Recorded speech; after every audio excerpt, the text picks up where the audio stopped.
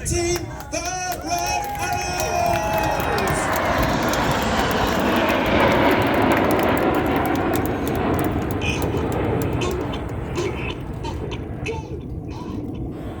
Red 1 leads the aircraft over in big battle formation, the patriotic red, white and blue smoke flowing behind. As they pull to the vertical, Red 1 calls them into short diamond. Red 1 is squadron leader Martin Pert. Martin is a former Harrier and Typhoon pilot.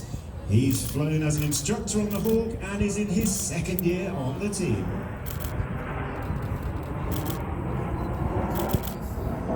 The aircraft complete the loop, changing from big battle to short diamond before banking around to the right.